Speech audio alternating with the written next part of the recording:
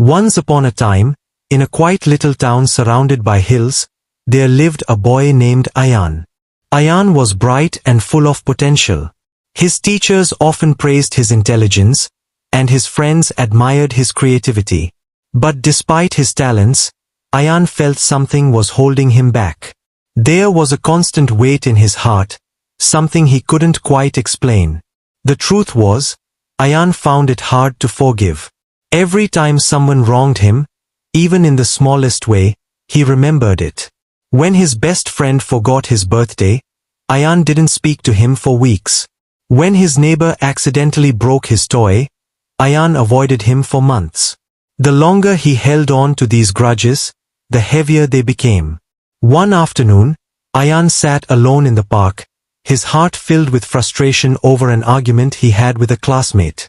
He stared at the ground, lost in thought, when an old man approached and sat beside him. The man was a familiar face in the town. His name was Baba Yusuf, known for his wisdom and kind words. Noticing Ayan's troubled expression, Baba Yusuf gently asked, "Why do you look so burdened, young one?" Ayan hesitated but eventually opened up. "I can't forget the way people treat me sometimes. Even when I try, the anger stays with me. How can I just forgive and let it go? Won't people take me for granted if I do that?" Baba Yusuf smiled knowingly and picked up a glass from his bag.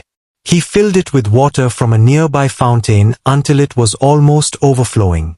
Then, he held it out to Ayan. "Imagine this glass is your heart," Baba Yusuf said. "Every drop of water represents a grudge you hold. The more you hold on to them, the heavier the glass becomes. Eventually, if you keep adding drops, it will spill over, and you won't be able to carry it anymore."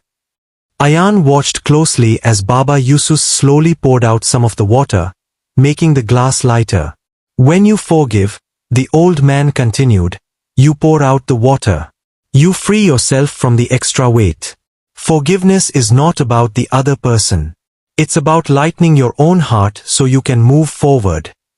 Ayan thought about the words carefully.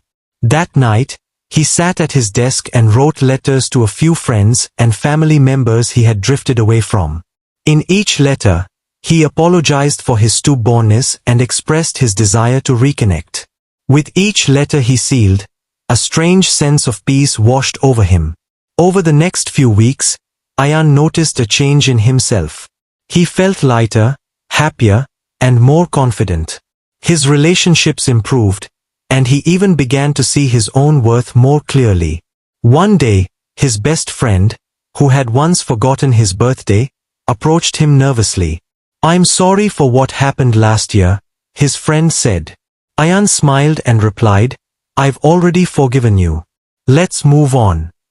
In that moment, Ayan realized that forgiveness didn't make him weak, it made him stronger.